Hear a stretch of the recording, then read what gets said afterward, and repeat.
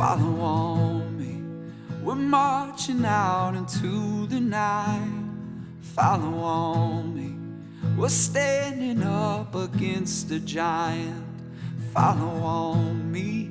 We might be walking in the fire, but if it's where we're meant to be, then on me. For those of you who don't know me, don't know America's Mighty Warriors, my son, Mark Lee, was the first Navy SEAL that was killed in Iraq, August 2nd, 2006. And as you can imagine, a day that forever changed my life.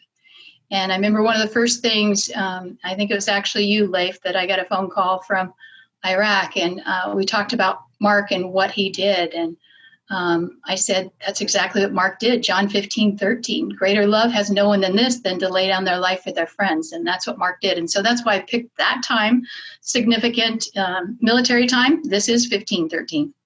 And so we're excited that everybody's here as we process through trying to figure out what we do in the midst of quarantine.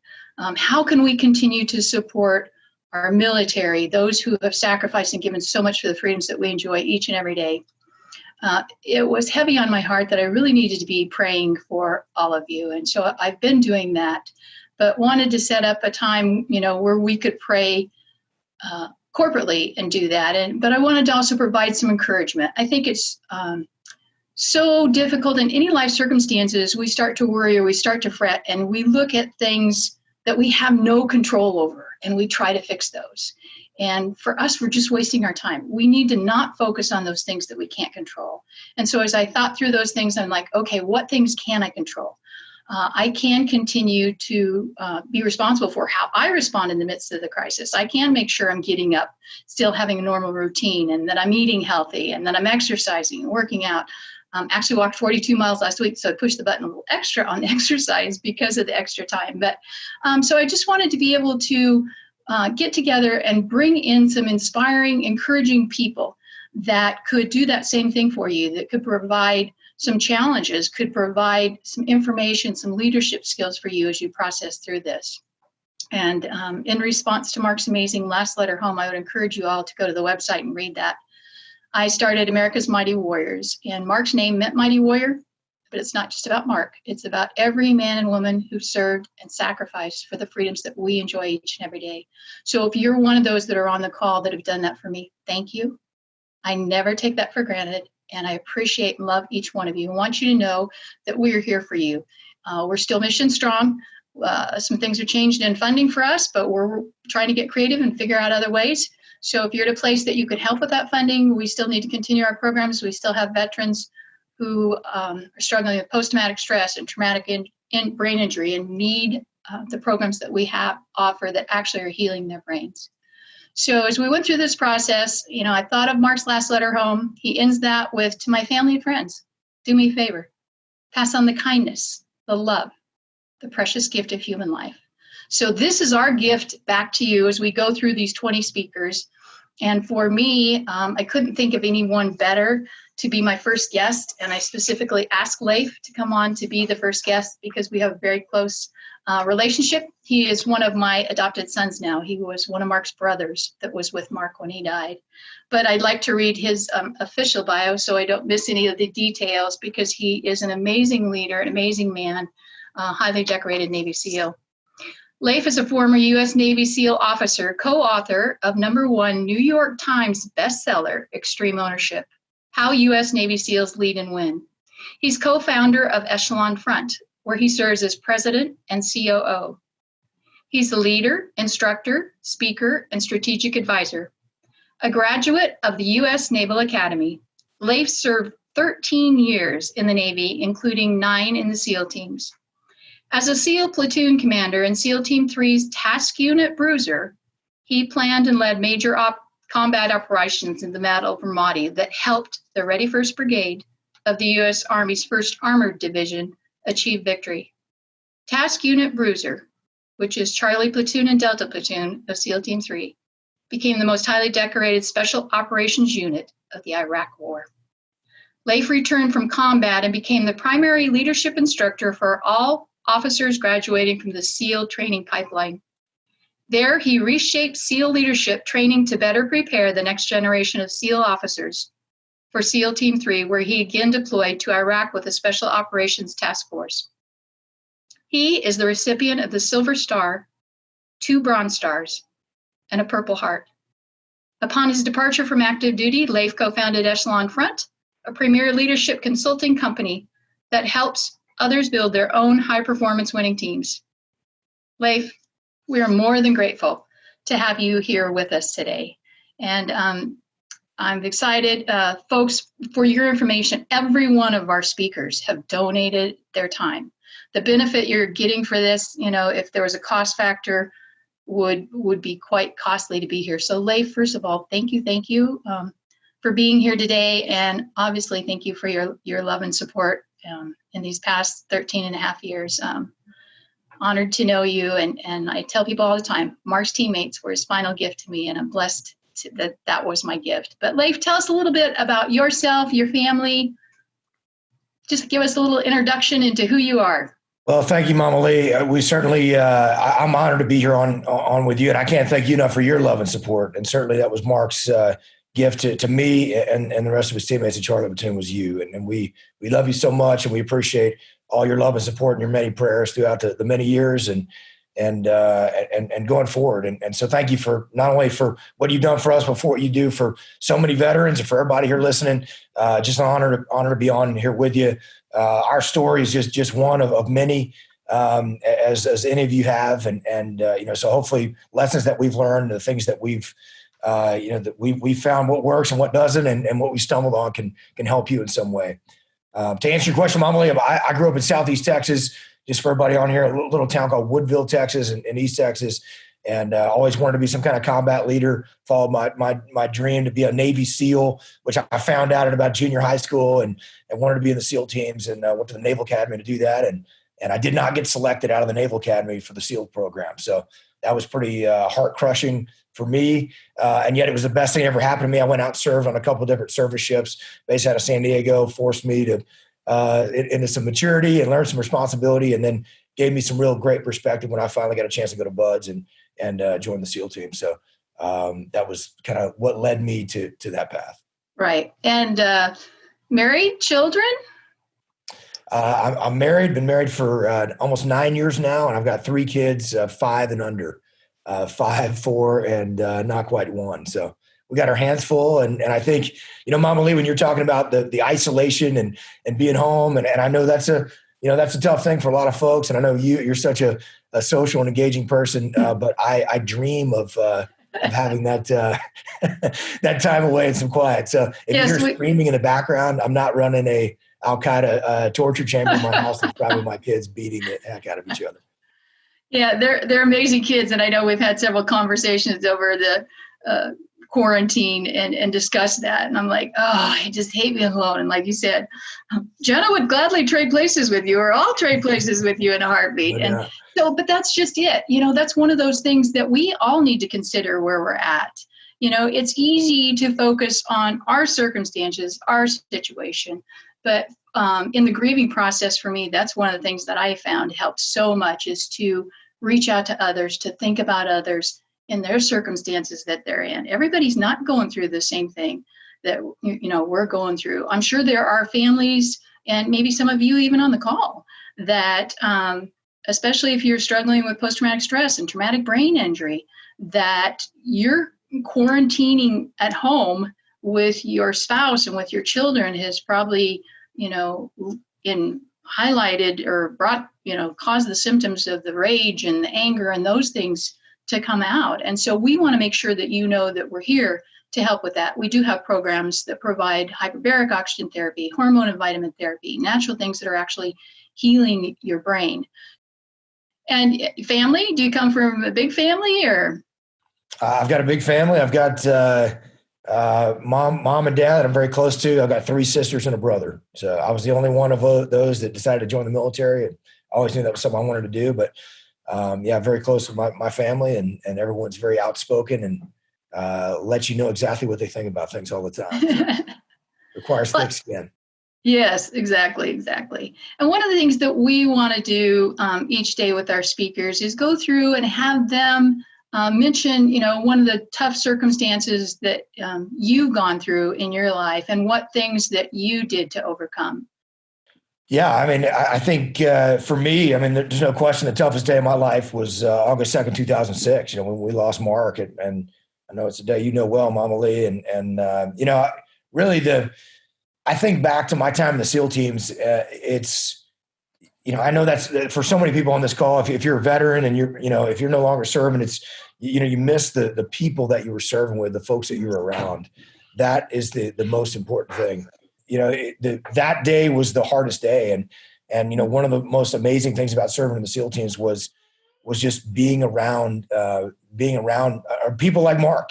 Mark was just such an incredible standout guy, someone who was just so much fun to be around, always the life of the party, no matter what he was doing, just with so quick with a joke or, a witty comment.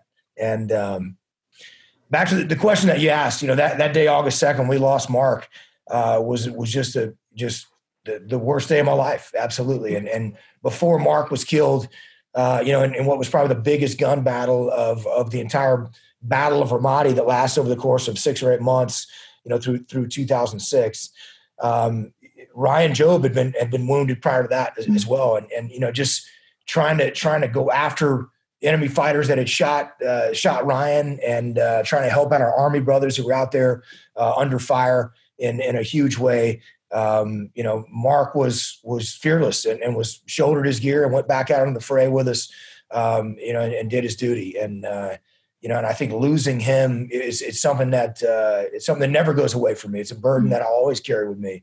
That I think through decisions I made and what could I have done different. And I think the hard part for me is survivor's guilt. As you and I have talked about many times, Mama Lee. I mean, just when I go up to Fort Rosecrans National Cemetery where Mark's buried in San Diego there, and just go up and pay my respects and think about him. I know he's not there. I know he's with our Lord and in heaven.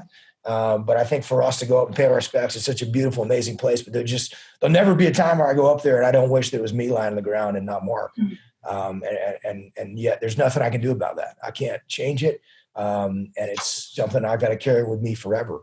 And yet I've come to recognize, and Jocko's going to help me recognize as well, just how that not only is that a burden for ill, that it's a tough burden to bear and it's hard.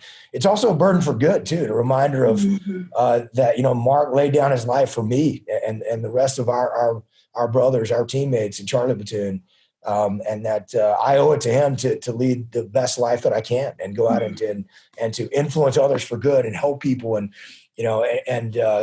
spread the gospel as well, as which I know is something that Mark was a devout believer in, but also just those random acts of kindness that he talked about and just doing good for people. And it often reminds me that I have an obligation that's far deeper than that, and I'm just so thankful too, as you said, the gift that he gave you. But, for me, what always amazed me about you, Mama Lee, was that from the moment that I talked to you on the phone, from our camp that we later named, Camp Mark Lee in Mark's honor, it was, you were, instead of me trying to comfort you, and I had no idea what I was going to say. And I had met you before and I only knew you by name. So I didn't know what am I going to tell this grieving mother who's lost her son?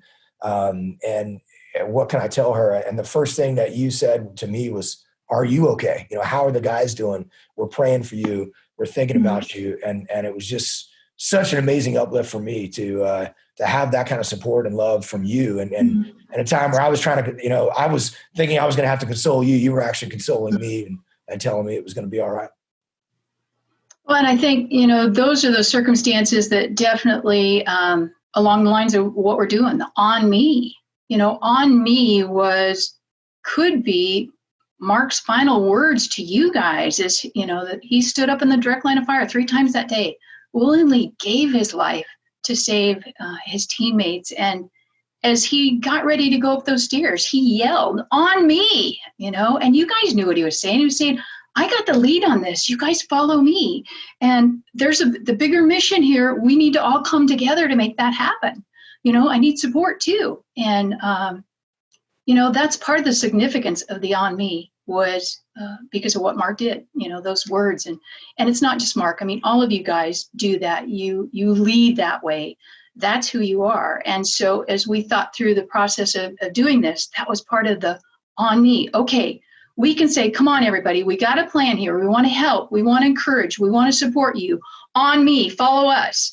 And so by joining these calls, that's part of what you're doing. And we hope that the takeaway for everyone that listens, when they get done, will say, okay, I'm not any different than anybody else. I'm equipped to handle this. I've been trained to be able to do this. Now I'm going to say, on me, I'm going to go out of here and I'm going to change the way I'm thinking. I'm going to be a leader in my own life. I'm going to be a leader for my family. I'm going to be a leader where I work, in my community, whatever. Now it's on me. And that's what I hear that you're saying, Leif. And yes, we've talked about this survivor's guilt many times. There was someone bigger than you, than me, than Mark that was in control that day. God did not cause Mark's death. It was the evil, the sin and the terrorists, those evil savages that, that did what they did to Mark. But God saw that. He could have stopped it. And we don't understand God's ways. His ways are not our ways. And I can say, oh, that's for sure, because I sure wouldn't have done it that way. But we look almost 14 years later, the lives that are still being changed in such a major way. So thank you, Leif, for being willing to say, on me, in the midst of my pain, these struggles, the hurt of losing Mark, my questions, that you stepped up and you said, on me, I'm going to make a difference. And I'm going to make sure people know Mark and know that I live my life to honor him. And, that's how I autograph my books, is live your life worthy of their sacrifice.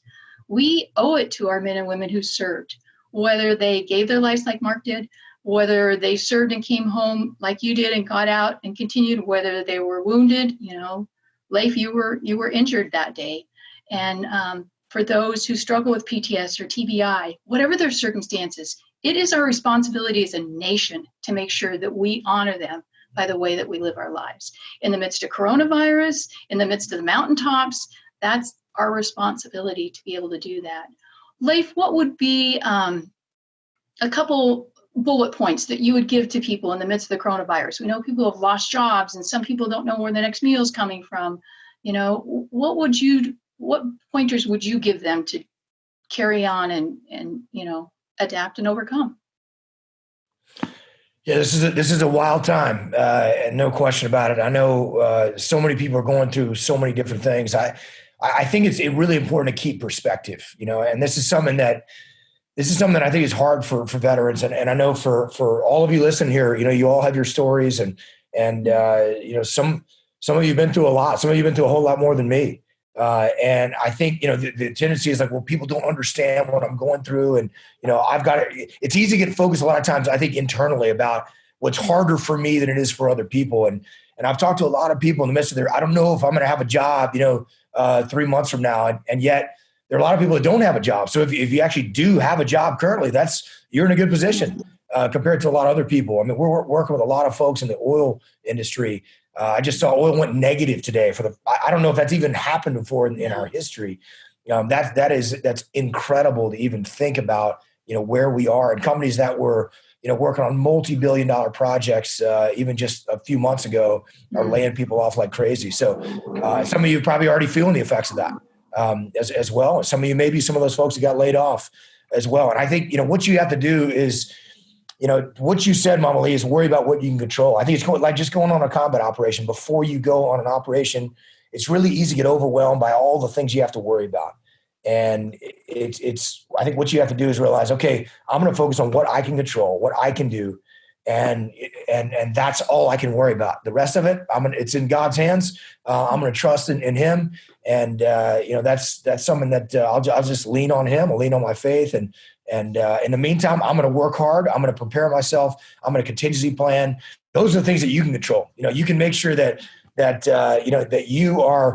you're doing all you can to work as hard as you can at your current job, or prepare yourself for a future job, or, dial in your resume, or reach out to others and build relationships and open those opportunities. You can focus on making sure that you're eating right, that you're doing your workouts and getting some physical activity in, which is an incredible thing to help relieve stress. Those are the things that you can focus on, spending some time with your kids, making sure that you're not so focused on work. That's one of the things working from home, like many of us are now. It's really easy to just work 24/7, and you realize, hey, I'm going to have to actually build in some time when I'm going to go and throw the football around with the kids, or we're going to shoot bows and arrows in the backyard, or we're going to go for a walk, or I'm going to do this or that. We're just breaking some time out where you for yourself, for your kids, for your family, where you're not thinking about work 24/7. But again, there's things that a lot of us can't control. I think you just have to realize that we're going to get through this. We're going to get through this. Even just like those darkest times in Ramadi, after August 2nd, like realizing we're going to focus on work. We're going to focus on putting one foot in front of the other. We're going to put our gear back on and go to work. And we had a 48-hour stand down after Mark was killed, and we honored Mark and we celebrated his life. We put together letters and sent them to you and sent them to Mark's wife, Maya, and reached out to you. And then we put our gear on, we went back to work. And so that's what you have to do. I think is just focus on putting one foot in front of the other, those things that you can control, and realize that you're going to get through this. You're going to get through these toughest of times. And it may be a really dark time now if you just lost your job and you may be wondering how you're going to feed your family and how you're going to pay your bills. The reality is 6 months or a year from now, you may look back and realize, I'm in a better position now. And thank God that I'm now I'm in a better job. I'm in a greater opportunity. I launched my own business, or I went a different direction, or I finally decided to make the big move that, to move my family to a different city than I was contemplating before. And now we're so much better off as a result of that. Thank God I did that. So there will be tremendous blessings that come out of these hard times. And you've just got to be able to keep the faith and focus on what you control in the meantime. And that's all you can. That's all you can. That's so good, Leif. And, that's one of the things for me. Obviously, I say all the time, God doesn't waste the pain, and if it wasn't for the pain, I wouldn't have the passion that I have now to be able to do what we do through America's Mighty Warriors. And Mark's still changing lives around the world in a crazy, crazy way. So thank you so much, Leif. We want to end this with a challenge.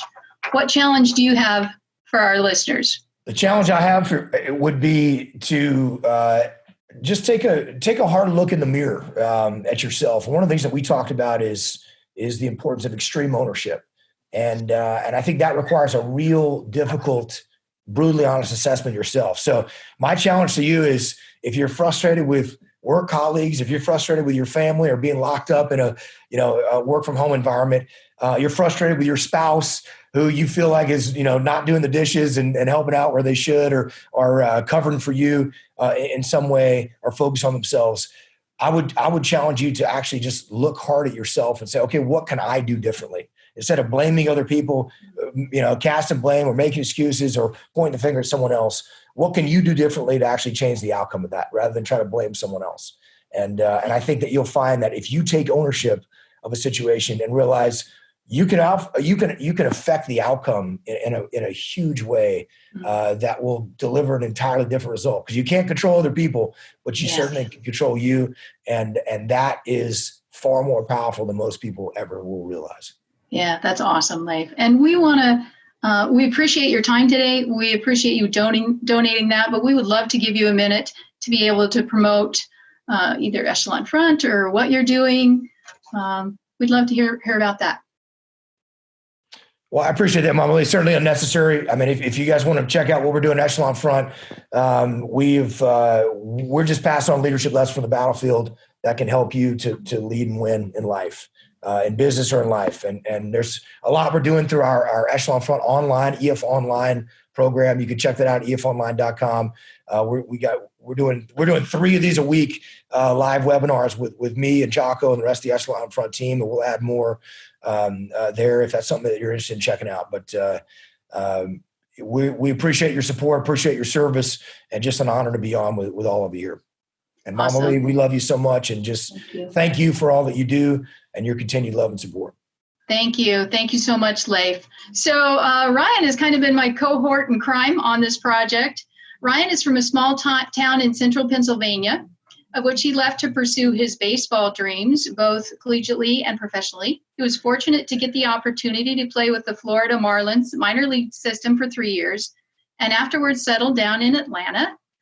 He lives there with his beautiful wife, Laura. Ryan's day job is in the residential construction industry, but he has a huge passion for athletes and military transition. He is co-servant of an organization called Second Chance Athletes, working with high school, college, and professional athletes around the world, transitioning out of a sport and into a second season of life.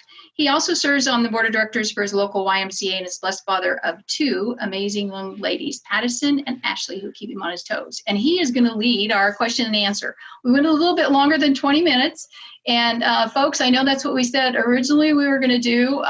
Leif, I respect that you had maybe something else scheduled. So if you need to jump off the call, let us know. We won't do the Q&A. I'm happy to stay on for a few more minutes, Mama Lee, if folks want to ask some questions. Leif, I've got 4 questions, Debbie, that people have sent in. I'll let's see here. So let's start off with Brian McGill said, what would you recommend for dealing with severe PTSD during these times where we are really not allowed outside our residence? Yeah, look, that's a great question. I think the thing for dealing with PTSD for me, and look, I think people deal with things in different ways, and certainly, Brian, you might have been through far more than I've been through. Others that have been through far more than I've experienced.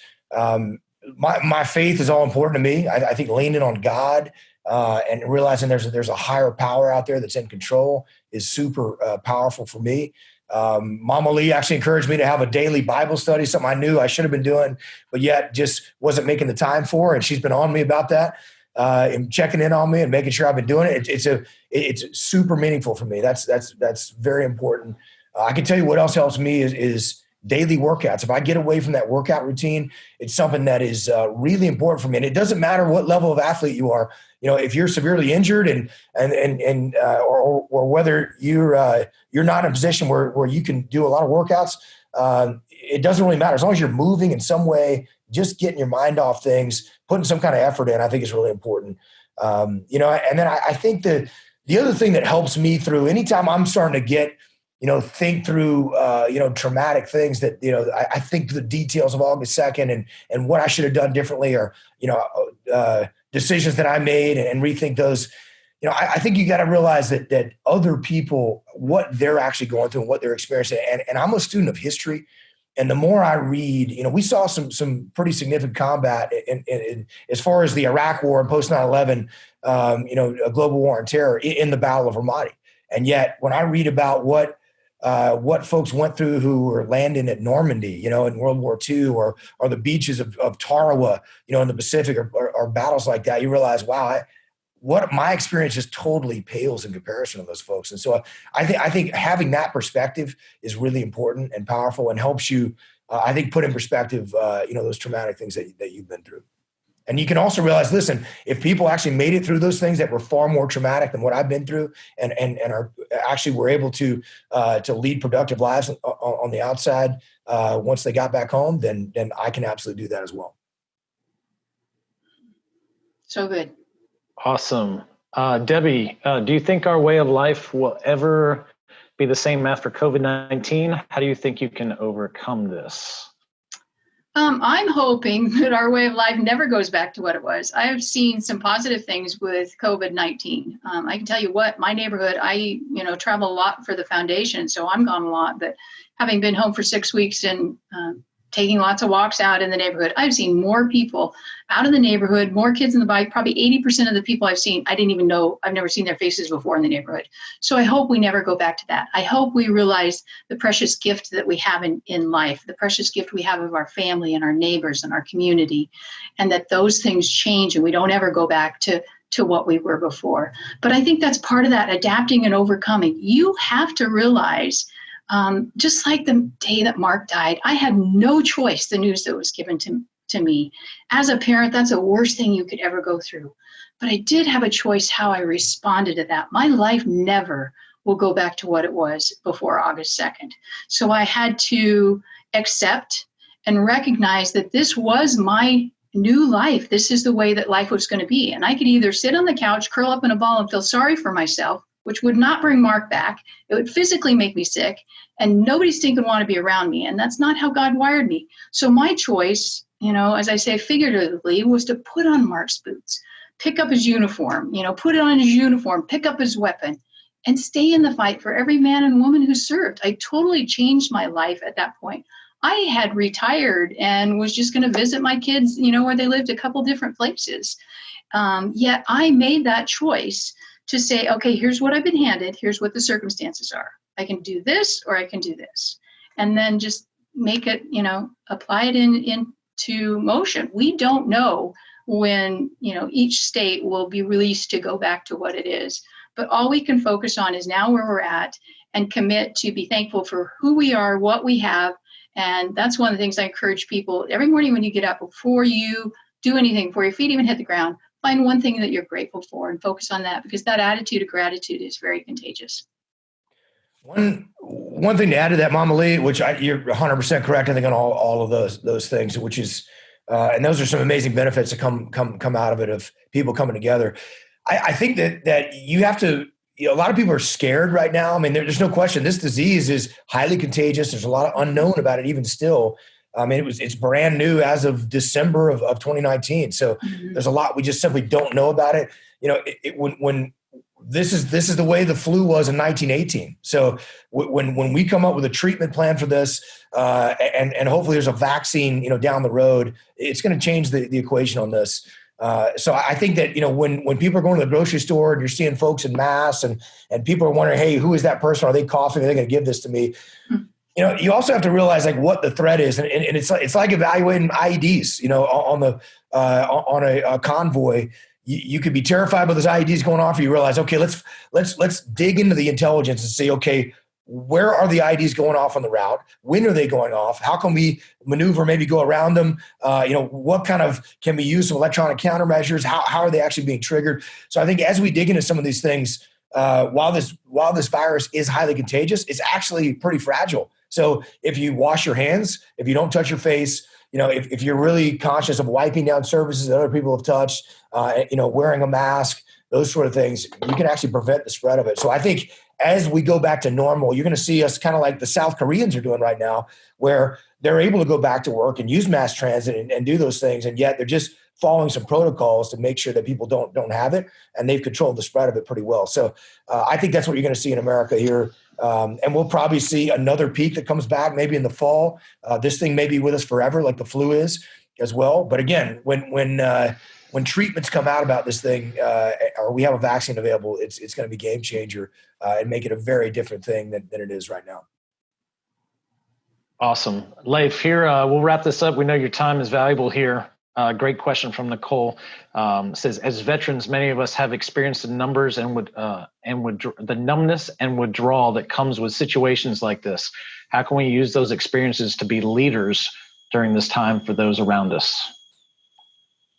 That's a great question. And I think one of the ways you can do that is to share your experiences so that it helps people. And I've had a lot of leaders, a lot of business leaders that we work with who they're frustrated that somebody that they have, on their team is just kind of in panic mode and not doing what they should do. And I've shared with a number of people, what it feels like to go in and talk to someone who just had their checkpoint overrun. Which we saw that multiple times in Ramadi when we were there and experiencing, folks who just had their buddies killed right next to them and had a VVID go off just a few yards away from them, and their bell was rung and they survived. And these were rattled human beings. And to go in and just say, rather than chastise them or drop the hammer on them or be frustrated with them, you actually need to be empathetic and put your arm around them and say, hey, it's going to be okay. We're going to make through. Here's what we're going to do going forward. I know, I'm so sorry for what you experienced. I know this is traumatic, but here's what we need to do going forward. So I think those kind of things that you can share those kind of experiences with, with those folks around you who haven't experienced those kind of things from the battlefield, that will be really useful and helpful. And as Jocko says, the leadership lessons that we teach, we didn't learn this, leading a Girl Scout troop. We learned this on the battlefield in difficult and dangerous situations. So it is absolutely applicable to what we're doing right now. And everything that you learned in the military is absolutely applicable to the times that we're going through right now. And I think the more that you can share that with people around you. And they can realize that, listen, we all need to be lifted up from time to time. I've been that person who lifted somebody up and said, hey, we're going to get through this, hang in there. And I've also been the sometimes when I couldn't see the light and I got down and I was frustrated or getting emotional or getting overwhelmed, I've had people lift me up and say, hey, it's going to be okay. We're going to make it through this. Here's the direction we're going in. So be empathetic toward each other, but share those experiences. I think that can be very valuable to help people. Thank you Awesome. again so much, Leif. We just appreciate, love you. Folks, this is just an example of what they do at Echelon Front. The leadership, I've never seen anything like it in my life. I've taken lots of different leadership programs and read lots of books, but I've never seen anything like what they do. Not just because those are my boys, but they do an outstanding job with so much wisdom and such humble leaders. And I'm so proud of you guys. We do have all of their books on our website if you want to check that out. And then those proceeds from that go to continue to support our programs. But thank you so much, Leif, for your time today. Please don't hesitate to reach out if you need us to be praying for you, if there's things that we can do for you. Our veterans struggling with post-traumatic stress and traumatic brain injury, we have our Helping Heroes Heal program that's paying for hyperbaric oxygen therapy, hormone and vitamin therapy. We also refer to Mighty Oaks, which is a faith-based retreat. They cover the cost of the retreat. We cover the flights. Our Random Acts of Kindness is set up that if you know a veteran who's struggling and financially and needs some support, if you'll reach out on their behalf, they can't reach out. But if you know someone and want to know them well and want to reach out on their behalf, we stand ready to help. There isn't anything we wouldn't do for our veterans and troops and our Gold Star families, because they've paid that price for our freedom. So please, if you're in a place that you can donate to support America's Mighty Warriors, if you go to americasmightywarriors.org, make a donation, check out our store, and please share this. We're on day one, and I think we're going to have, today was awesome, Leif. Thank you. And I think this is some hope that we can pass on to people. So please pass on the information. We'll be here for 19 more days as our gift back to you. As Mark says, our Random Acts of Kindness is a way that we could change our world. So hopefully this changed your world a little today. Thank you so much. God bless each one of you, and have a great day and stay safe.